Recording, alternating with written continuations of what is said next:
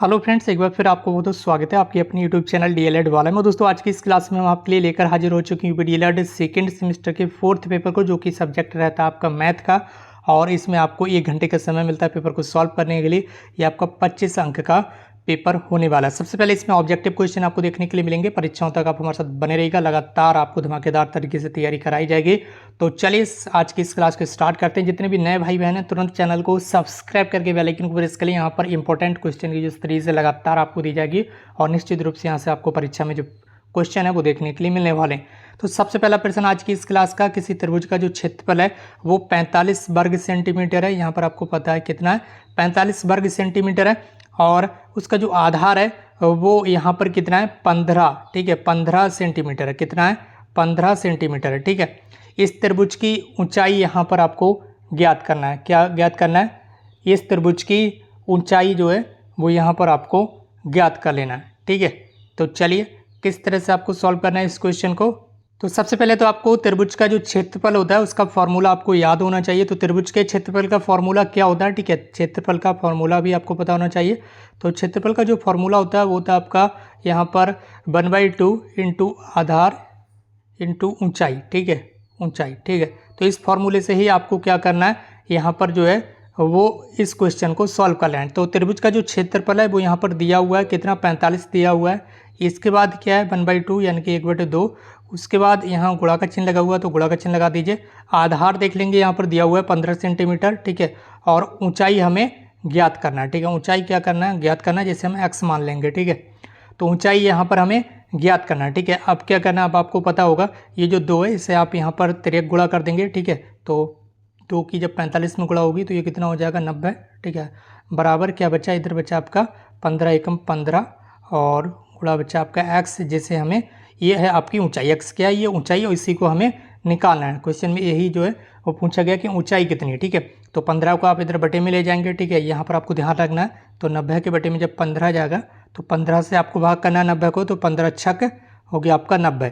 तो ऊंचाई आपकी कितनी आई, x की वैल्यू यानी कि जो ऊंचाई है वो कितनी आई, वही आपकी 6 सेंटीमीटर। तो 6 सेंटीमीटर जहाँ पर भी ऑप्शन में आप लगा देंगे। ठीक है, यानी कि ऑप्शन डी जो है इसका राइट आंसर हो जाएगा। बढ़ रहे हैं अपने अगले प्रश्न को। प्रश्न संख्या 2 आपके सामने स्क्रीन पर है और इसमें आपसे पूछा गया है कि गुणात्मक प्रतिलोम। ठीक है, 7/3 का 7/3 का गुणात्मक प्रतिलोम आपको बताना है। तो गुणात्मक प्रतिलोम में क्या होता है, जो भी भिन्न या संख्या आपके सामने दी हुई है आपको उसे उलट देना है, यानी कि पलट देना है। जैसे कि यहाँ पर क्या है, 7/3 है, तो अगर आप इसे 3/7 कर देंगे तो ये इसका गुणात्मक प्रतिलोम हो जाएगा। अब मान लीजिए यहाँ पर केवल 7 दिया हुआ रहता। ठीक है, क्या दिया हुआ रहता, केवल 7 दिया हुआ रहता, ये भिन्न के फॉर्मेट में नहीं होता। तो आपको पता है किसी भी संख्या के बटे में आप 1 मान सकते हैं। ठीक है, तब आप इस तरह से इसे पलट सकते थे, 1/7। ठीक है, तो ये क्या हो जाता, 7 का गुणात्मक प्रतिलोम हो जाता।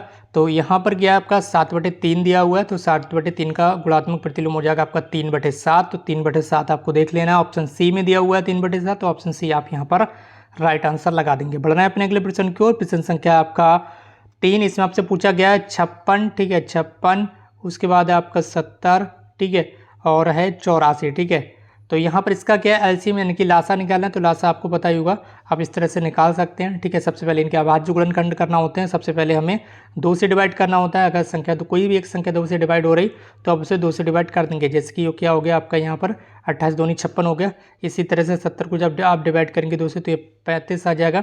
और उसके बाद 84 को जब आप यहाँ डिवाइड करेंगे तो कितना आ जाएगा, 42। ठीक है, इसी तरह से आप डिवाइड करते जाएंगे। ठीक, करते जाएंगे। ठीक है, और जो भी यहाँ पर संख्याएं आएंगी, यहाँ पर जो भी अभाज्य गुणनखंड आएंगे इनकी आप आपस में गुणा कर देंगे। इनकी आप क्या करेंगे, आपस में गुणा कर देंगे। ठीक है, तो 35 2 से नहीं कटेगा तो 35 को आप यहाँ पर ऐसे ही लिख देंगे। 42 कट जाएगा। ठीक है, तो 21 दूनी 42 हो गया। इस तरह से फिर 2 से आप डिवाइड करेंगे, 14 जो है वो भी 2 से कट जाएगा। तो इस तरह से क्या करेंगे, आप जो है वो यहाँ पर इस तरह से डिवाइड कर देंगे। आप देखेंगे आप यहाँ पर 2 से कोई भी संख्या नहीं कटेगी तो आप क्या करेंगे, 3 से काटने की कोशिश करेंगे, यानी कि डिवाइड करने की कोशिश करेंगे। तो 7 नहीं कटेगा, 35 नहीं कटेगा, लेकिन जो 21 है ये आपका 3 से कट जाएगा इस तरह से। उसके बाद क्या है, यहाँ पर जो आपकी संख्या है अब ये 3 से भी नहीं कटेगी, अब ये 5 से कटेगी। ठीक है, 5 7 हो गया आपका 35। ठीक है, और 7 नहीं कटेगा, ये वाला 7 भी नहीं कटेगा। ठीक है, उसके बाद आपका क्या बच्चा यहाँ पर 7, ये अब संख्या केवल 7 से ही कटेगी। ठीक है, तो आपका क्या आ गया यहाँ पर 7। अब आप इन सब की आपस में गुणा कर दीजिए। इन सब की आपस में जब आप गुणा करेंगे तो ये हो जाएगा आपका 840, ठीक है। कितना हो जाएगा? 840, ठीक है। तो ऑप्शन सी जो है वो आपका राइट आंसर हो जाएगा। इसी तरह से आपको एलसीएम निकालना होता है। जितनी भी अभाज्य गुणनखंड आते हैं उनकी आपस में आप गुणा कर देंगे तो ये आपका एलसीएम हो जाएगा, ठीक। बढ़ रहे हैं अपने अगले प्रश्न को। प्रश्न संख्या आपका 4, ठीक है। इसमें पूछा गया कि आयत कैसे होती है? इस तरह से जिसकी आमने सामने की प्रत्येक भुजा जो बराबर होती हैं, आमने सामने की, ठीक है। ये आमने सामने की, ठीक है, और ये, ठीक है। ये वाली जो भुजा है वो इस वाली भुजा के बराबर होगी और ये वाली जो भुजा है वो इस वाली भुजा के बराबर होगी, ठीक है। ये आपको ध्यान रखना है। आयत की आमने सामने की जो भुजा हैं वो बराबर होती हैं। तो यहाँ पर जो ये जो कोण बनता है ये वाला, ठीक है, ये वाला जो कोण बनना है, इसमें ये पूछा गया कि आयत का जो प्रत्येक कोण होता है, चाहे वो ये वाला हो, चाहे ये वाला हो, चाहे ये कोण हो, कोई सा भी कोण हो, ठीक है, वो कितना होता है, ठीक है। तो आपको पता होगा कितना होता है। ये आपका 90 डिग्री होता है। कितना होता है? 90 डिग्री होता है, ठीक है। तो 90 डिग्री को ही हम क्या कहते हैं? क्या न्यून कोण कहते हैं, क्या अधिक कोण कहते हैं, क्या समकोण कहते हैं? फिर इनमें से कोई नहीं। तो 90 डिग्री को आप बोलते हैं समकोण, ठीक है। 90 डिग्री को क्या बोलते हैं? समकोण। तो इस क्वेश्चन का राइट आंसर क्या हो जाएगा? समकोण। आयत का प्रत्येक कोण कैसा होता है? समकोण होता है। समकोण का मतलब 90 डिग्री होता है, ठीक है। अगला प्रश्न आपके सामने स्क्रीन पर है। निम्नलिखित में से प्राकृतिक संख्या कौन सी है? प्राकृतिक संख्या कौन होती हैं? जिनके द्वारा हम गिनती कर सकते हैं, ठीक है, जिनके द्वारा किसी वस्तु को गिना जा सकता है। और ये 1 से लेकर, ठीक है, पॉजिटिव 1 से लेकर ये अनंत तक होती है, इन्फिनाइट तक होती हैं। ये भी आपको ध्यान रखना है। ये पॉजिटिव 1 से लेकर ये इन्फिनाइट यानी कि अनंत तक होती हैं। तो यहाँ पर आपसे पूछा गया कि प्राकृतिक संख्या 0, ठीक है, ये आपकी प्राकृतिक संख्या नहीं होगी। √2 ये भी प्राकृतिक संख्या नहीं होगी। यहाँ पर ये दशमलव में है, ये भी प्राकृतिक संख्या नहीं होगी। तो ऑप्शन बचा आपका केवल ए वाला, ठीक है, ये 2 है, यही आपकी क्या है? प्राकृतिक संख्या है। तो यहाँ तक आपके ऑब्जेक्टिव क्वेश्चन हो गए। इसी बात पर कर दीजिए इस क्लास को शेयर और इस पीडीएफ फाइल को आप डाउनलोड कर सकते हैं हमारे टेलीग्राम ग्रुप से। टेलीग्राम ग्रुप की लिंक इस वीडियो के कमेंट बॉक्स में है। आगे आपके सामने अति लघु उत्तरीय प्रश्न है, इनको भी फटाफट देख लेते हैं। उसके बाद आपके लघु उत्तरीय प्रश्न भी हैं, ठीक है। तो अति लघु उत्तरीय प्रश्न में सबसे पहला प्रश्न है, एक आयत की जो लंबाई है वो 10 सेंटीमीटर है और चौड़ाई जो 6 सेंटीमीटर है। आयत का परिमाप यहाँ पर आपको बताना है। तो आयत का जो परिमाप होता है वो तो आपका 2 और लंबाई प्लस चौड़ाई, ठीक है, ये आपका परिमाप का फॉर्मूला होता है या जो आप कह सकते हैं सूत्र होता है, ठीक है। तो 2 लंबाई कितनी दी हुई है? 10 सेंटीमीटर दी हुई है। यहाँ पर चौड़ाई आपकी दी हुई है 6 सेंटीमीटर, ठीक है। तो इसे क्या करना है? इन दोनों को आपस में जोड़ देना है। हो गया 16 और ये 2 गुणा में है, ठीक है। 2 कैसे गुणा में? तो 16 दूनी हो जाएगा 32 सेंटीमीटर। परिमाप कितना है आपका? 32 सेंटीमीटर। इसके बाद आपका प्रश्न संख्या 7 है। यहाँ पर क्या पूछा गया है? यहाँ पर आपको ध्यान रखना है। यहाँ पर आपसे पूछा जा रहा है 2x - 1, 2x - 1 बराबर 10 - x को सॉल्व करना है, ठीक है। तो सबसे पहले 2 की गुणा इस वाली ब्रैकेट में करेंगे तो 2 की गुणा x में होगी तो ये हो जाएगा आपका 2x, ठीक है। फिर 2 की गुणा -1 में होगी तो हो जाएगा -2, ठीक है। 2 एकम 2, माइनस का चिन्ह तो माइनस का चिन्ह आ जाएगा। फिर आपका 10 - x ये आपका, ठीक है। अब यहाँ पर आपका 2x, ठीक है। अब x वाले पद एक साइड में कर लेंगे। ये है माइनस का x, इसे हम इस साइड में लेकर आएंगे, इस साइड में, ठीक है। यहाँ पर लेकर आएंगे तो ये हो जाएगा आपका प्लस का x, आपको पता ही है, ठीक है। कोई भी संख्या इधर से इस साइड में आएगी, LHS से RHS की साइड में आएगी, RHS से LHS की साइड में आएगी, ठीक है। तो वह उसके जो चिन्ह है वो आपस में पलट जाते हैं। यहाँ पर आपको ध्यान रखना, ठीक। अब क्या करना है? ये जो -2 है, ठीक है, इसे हम इस साइड में ले आएंगे 10 वाली साइड में तो ये +2 हो जाएगा, ठीक। अब क्या करना है? इन दोनों को आपस में जोड़ देना, इन दोनों को आपस में जोड़ देना। 2x और 1x कितना हो गया? ये हो गया आपका 3x बराबर कितना आ गया? 10 + 2 12, ठीक है, 12, ठीक है। अब हमें x की वैल्यू यहाँ पर फाइंड करना है। तो x गुणा में है तो इधर ये बटे में आ जाएगा, 12 के बटे में। जो संख्या यहाँ पर गुणा में होती है वो बटे में जाती है, ये भी यहाँ पर आपको ध्यान रखना है। अगर कोई संख्या यहाँ पर प्लस में है तो वह प्लस या माइनस में ही जाएगी, ठीक है। प्लस में है तो माइनस में जाएगी इस साइड में, और माइनस में है तो वह प्लस में जाएगी। लेकिन अगर यदि कोई संख्या गुणा में है तो वह बटे में जाएगी, ये भी आपको ध्यान रखना है, ठीक है। तो 3 चौक 12 हो गया तो x की वैल्यू कितनी आ गई आपकी? 4, ठीक है। आपको इस तरह से पूरा सॉल्व करना है। ये 1 नंबर का क्वेश्चन है और ये अति लघु उत्तरीय क्वेश्चन, तो इस तरह से पूरा ये सॉल्व करके आपको दिखाना है, ठीक है, पेपर में। अगला क्वेश्चन आपके सामने स्क्रीन पर है, 9/11 का योगात्मक प्रतिलोम, ठीक है। अभी आपने ऊपर पढ़ा था गुणात्मक प्रतिलोम। गुणात्मक प्रतिलोम में क्या था? आपको केवल जो संख्या थी उसे यहाँ पर पलटना था, ठीक है। जिसके यहाँ 9/11, अगर यहाँ पर पूछा जाता है कि इसका गुणात्मक प्रतिलोम क्या है तो आप बताएंगे 11/9। लेकिन यहाँ पर आपसे क्या पूछा जा रहा है?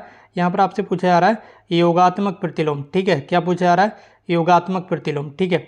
तो योगात्मक प्रतिलोम में क्या होगा? ये पर यहाँ पर आपको ध्यान रखना है। योगात्मक प्रतिलोम में आपको माइनस का चिन्ह लगाना है। क्या करना है? इस संख्या, जो भी संख्या दी हुई है आपके सामने, जो भिन्न दी हुई है उसमें बस केवल आपको माइनस का जो चिन्ह है वो लगा देना है। तो यहाँ पर 9/11 दिया हुआ है, यहाँ पर आप देख सकते होंगे ये आपका 9/11 दिया हुआ है। इसका योगात्मक प्रतिलोम जब आप बताएंगे तो आपको यहाँ पर बस केवल इस भिन्न के स्टार्टिंग में यहाँ पर क्या करना है, माइनस का चिन्ह ये लगा देना, ये आपका योगात्मक प्रतिलोम हो जाएगा। अगला प्रश्न आपके सामने स्क्रीन पर, धनपूर्णांक 4x - 6 के ठीक बाद का धनपूर्णांक ज्ञात कीजिए। ठीक है, तो धनपूर्णांक का मतलब क्या है, पॉजिटिव संख्या। ठीक है, और इसमें क्या करना है, ठीक बाद का, ठीक बाद मतलब ठीक बाद, उसमें आप एक जोड़ देंगे तो बिल्कुल जस्ट उसके बाद की संख्या आ जाएगी। तो यहाँ पर देख लेंगे 4x - 6 दिया हुआ है, प्लस एक इसमें जोड़ दिया गया है।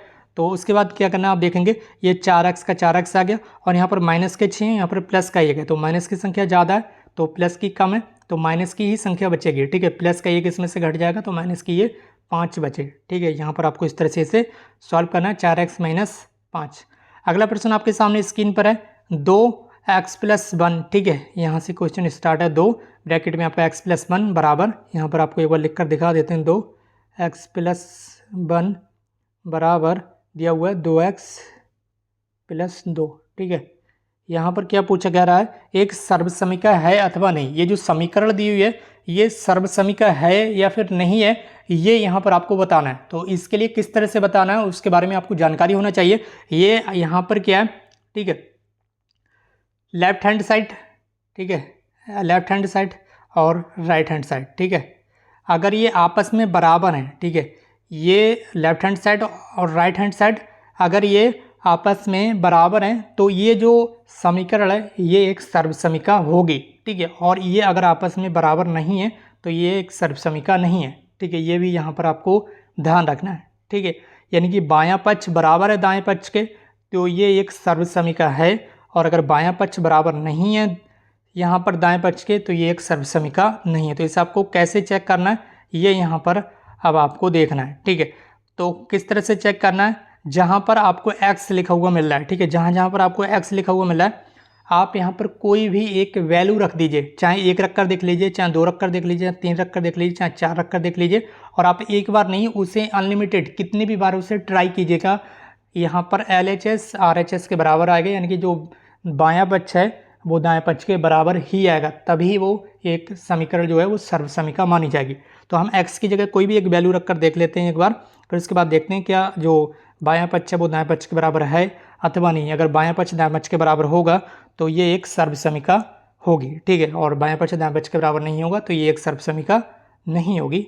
ये यहाँ पर हमें ध्यान रखना है। तो सबसे पहले 2, ठीक है, x की जगह आप कोई भी वैल्यू रख लीजिए, मान लीजिए हमने यहाँ पर 2 ही रख लिया। ठीक है, 2 की जगह आप कुछ भी रख सकते हैं, 3 रख सकते हैं, 4 रख सकते हैं। ठीक है, और आप एक बार नहीं अनलिमिटेड कितनी बार ट्राई कीजिए, पहले 2 रख कर देख लीजिए, फिर 3, फिर 10, फिर 15 की, तो कोई भी संख्या रख कर देख लीजिए बार बार।